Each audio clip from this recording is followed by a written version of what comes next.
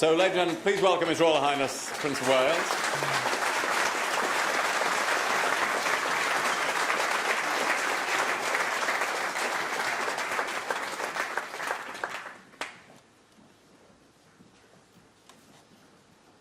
Welcome, sir. And thank you, David Fine, for the earlier presentation. And we're now going to have a moment to reflect on the ranger community that are on the front line of conservation. The death earlier this year of Anton Mazimba, a close colleague of many in our whole United for Wildlife network, served as a terrible reminder of the constant threat that many rangers on the front line across the world face every day as they work to preserve the future of our natural world and the resources of their local communities. And to hear about this, we're going to welcome to the stage Altin Hiesman, Head of Protected Area Integrity at the Southern Africa Wildlife College, Abby Gatti Irving, Executive Director of the Thin Green Line Foundation, and filmmakers John Jerko and Matt Lindenberg. Over to them.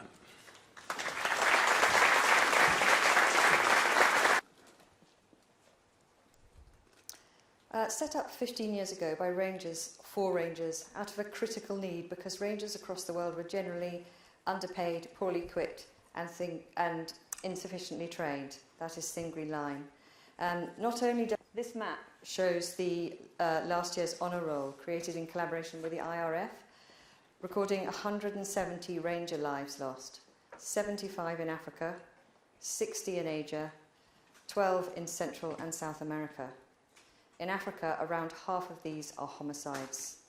We're not just talking about technology here. Sometimes they don't even have basic kit they need, such as proper boots, mosquito nets, waterproof tents.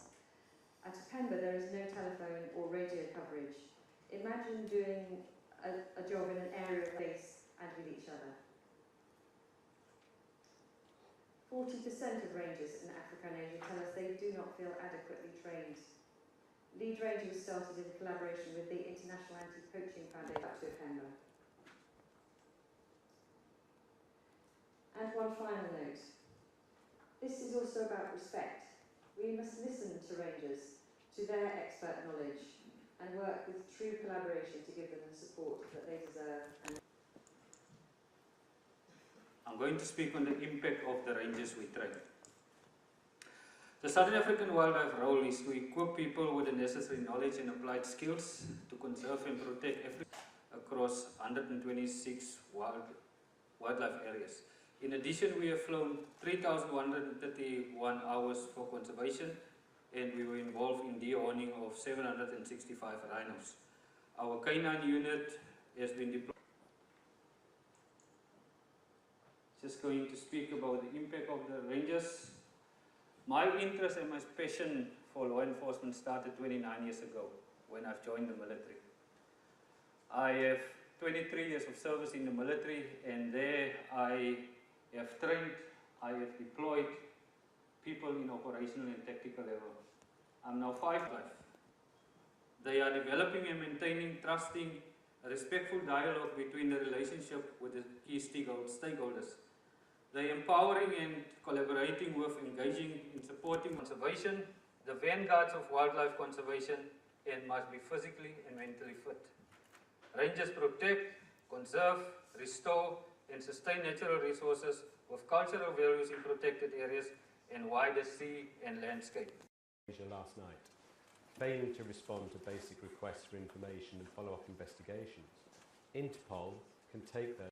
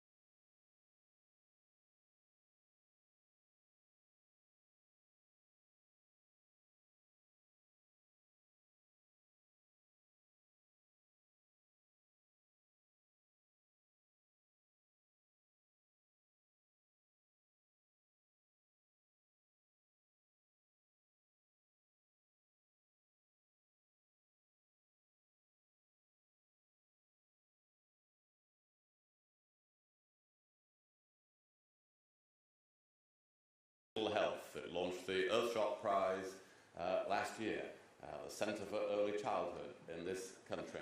But it's a very important programme of the Royal Foundation and United for Wildlife. I chair the Royal Foundation, but the reason it really works is because we have some very hard-working staff and indeed a hard-working chief executive. And we have a new chief executive who has been with us all day today, listening to these presentations, and I know many of you will be able to have been able to say hello to her. So I would next like to welcome her to the stage, a new, very experienced chief executive of the foundation who's brought great energy to the role already. So please welcome Amanda Berry.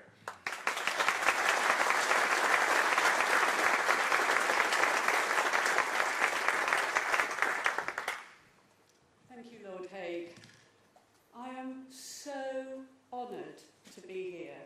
As Lord Hague said, I've only been at the Foundation for a few months, and the more I have learned about United for Wildlife and the truly vital work that you all do, the more impressed I have been. So my sincere thanks to each and every one of you. It is truly inspiring to see so many of you here this afternoon from all across the world and united in this ambitious mission to defeat the illegal wildlife trade. This summit provides us with the opportunity to learn from each other and strengthen our partnerships, and I think we can say we have really achieved that here today. The incredible group of people gathered in this room today is an example of what I'm learning the Royal Foundation does best: bringing people together to tackle society's most important issues. Those issues are complex, but I know each and every one of us is here because we firmly believe that by working together, we can make a difference and deliver long-term change.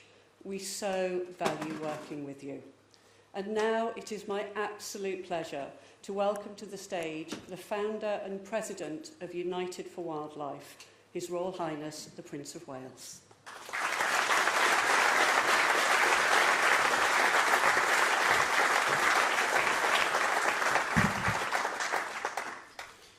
Thank you, Amanda. And good afternoon, everyone. I'm conscious you've been sat here a long time, so I will keep this as brief as I can. I'm delighted you could all join us today. It's heartening to see so many familiar faces, whilst welcoming many new ones as well. You being here is a testament to how far United for Wildlife has grown. Our natural world is one of our greatest assets. It is a lesson I learned from a young age from my father and my grandfather, both committed naturalists in their own right, and also from my much-missed grandmother, who cared so much for the natural world. In times of loss, it is a comfort to honour those we miss through the work we do. And I take great comfort then from the progress we're making to end the illegal wildlife trade. 8 years ago, we set out to develop a solution to one of the largest, yet often overlooked, international crimes blighting our world. A crime that robs us all of our most precious natural resources and funds organised crime, the harms of which are often directly felt by the most vulnerable communities. And a crime that this year felt especially brutal. The devastating news about Ranger Anton Mazimba is shocking confirmation of how vicious the illegal wildlife trade is. Anton dedicated himself to the protection of wildlife, undertaking his role diligently and professionally, despite threats to his life. He stood up to violent criminals and paid the ultimate price. It is only right that we pay tribute to him and all the other selfless rangers and frontline conservationists here today. And it is also only right that we honour him by continuing our work with renewed focus and vigour. It is, of course, a difficult mission that we commit ourselves to. The challenges often cited in fighting wildlife crime include the lack of a coordinated international response, the lack of strong criminal justice, corruption and insufficient resources. But we set out to reverse that. we set out to ensure that those involved in wildlife crime face an international response as powerful and coordinated as any other serious and organised crime, to bring their sinister operations out of the shadows and to ensure that communities are equipped, empowered and supported to protect themselves and their natural world. And everyone here is playing a significant role in helping us do that.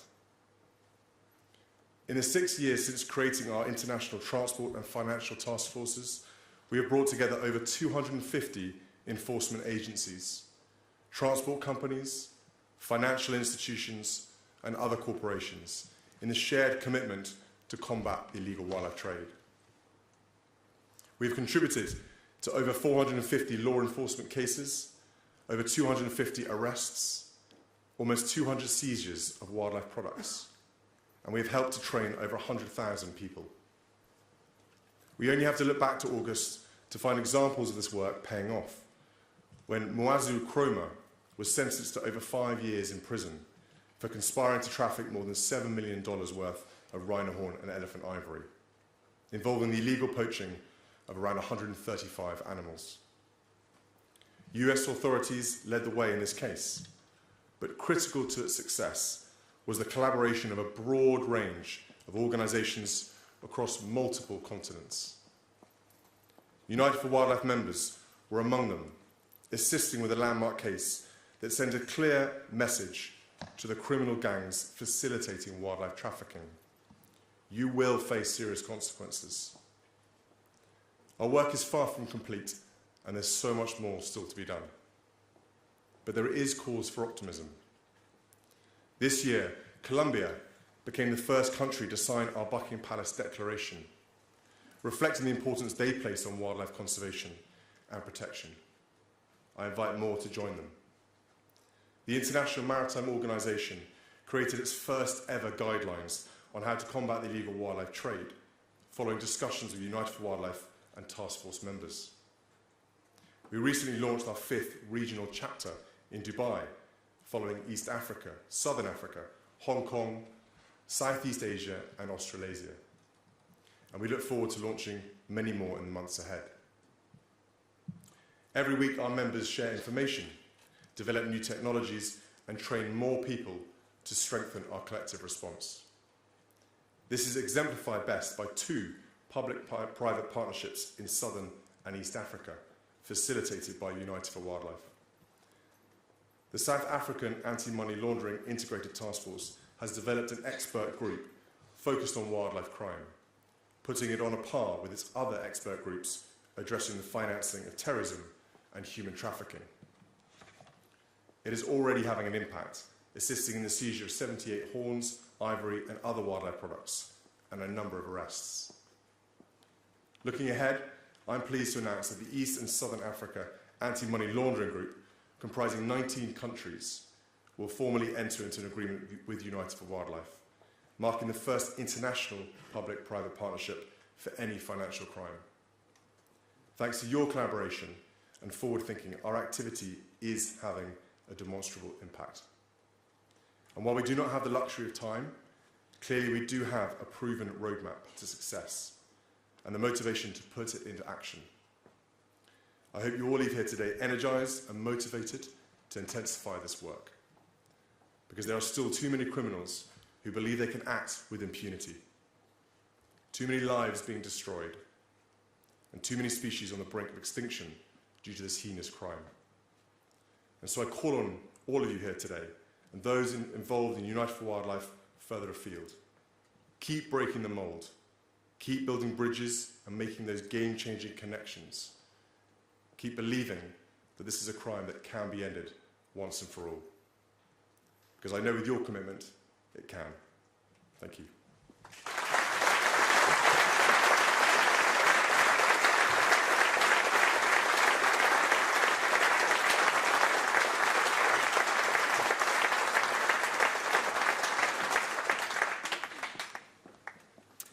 Well, we say thank you to His Royal Highness, who has to leave us now. And we would never have started this without him, and he continues to urge us on, as you can see, and to help us in any way he can. And it's always useful to look back and celebrate, of course, success and things we've achieved in the last few years. It proves what can be done through our collective efforts. And I think we can be proud of having continued to make progress, to expand our network, as we've seen in so many ways, to increase our collective impact, even though the challenges of the pandemic have interfered with much of our work. But today's event, as you will all agree, has demonstrated there is more to be done.